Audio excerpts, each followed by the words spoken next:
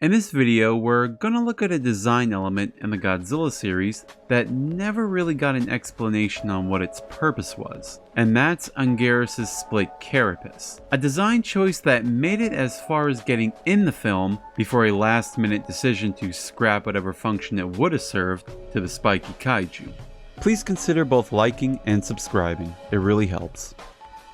So after the success of the first Godzilla movie, Toho immediately rushed a sequel together, giving us Godzilla's Counterattack, or Godzilla Raids Again, whichever your preferred title is. The film of course brings Godzilla back, but along with him a brand new kaiju called Anguirus. When the design of Anguirus was being put together, a clay model of the creature was used to help the modelers construct the suit. The clay figure had its carapace split open. Interestingly though, the front of it was opening rather than the back, as later material would show, though to me it more so looks like it's peeling rather than splitting open. Later models would have the shell splitting open from the back, and this ultimately would be the look that the kaiju would receive in the final stages. After the suit was constructed and put into action, the staff ran into a bit of a problem where the carapace kept peeling apart whenever the suit was put into motion. So ultimately it was decided to just stitch the shell together and abandon whatever function it would have served. So now's the question on what was the split carapace's purpose for the creature, because I don't believe the creators really made the back of Anguirus look like this without giving it some type of purpose. While we don't have anything to give a definitive answer behind that, we can at least speculate on what the reason could have been, and I've come up with 3 answers that might have been the case to this. Though I'll say now that these aren't the actual reasons as to why the carapace can split open, but simply my own speculation on why it does. Though that would be pretty awesome if I guessed right. Anyway, on to my first guess. Number 1. Intimidation. Many creatures of the animal kingdom will often give an intimidating posture whenever feeling threatened. Sometimes creatures like the frilled neck lizard can change their appearance to look more menacing and to scare off foes. Anguirus' carapace probably could have served this function, as shown in some promotional stills where he's roaring at Godzilla while the back of its shell is leaning forward. If that be the case, it definitely would have been a nice animalistic touch to the kaiju. What do you all think? Number 2. Flight.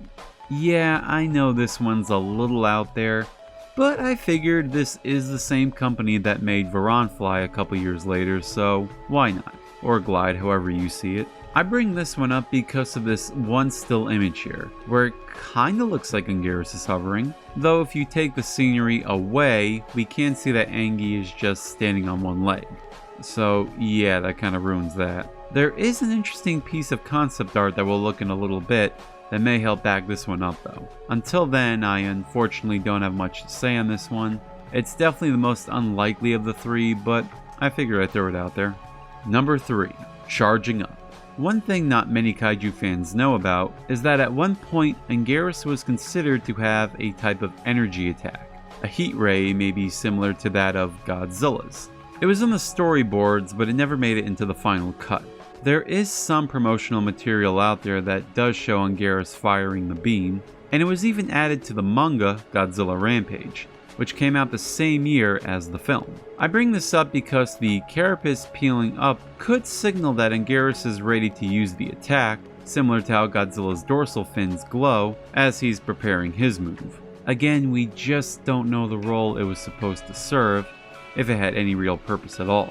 Later iterations of the character would never use the split shell design again, and always kept the carapace just attached to Anguirus' back as a defense mechanism. However, at one point it was considered to come back at the end of the Heisei Godzilla series, for a cancelled film called Godzilla vs. BARUBAROI. Concept art of the kaiju shows Anguirus again with the split carapace, and there was even a subspecies called Anguirus Hound that was going to play some type of role in the story. And I don't know about you, but these definitely look something like wings now.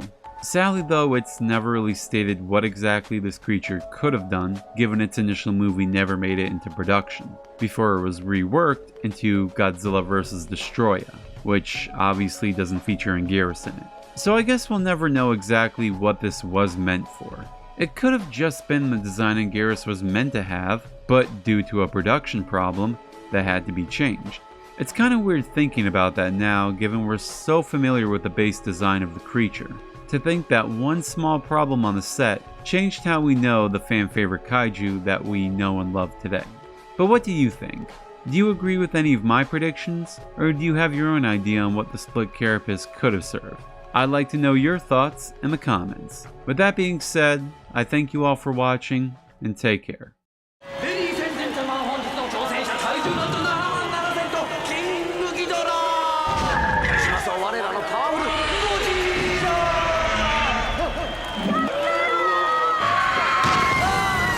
More than 10 monsters, 8 cities, the biggest fights in history. Godzilla Destroy All Monsters Melee. Also on Game Boy Advance, rated T for teen.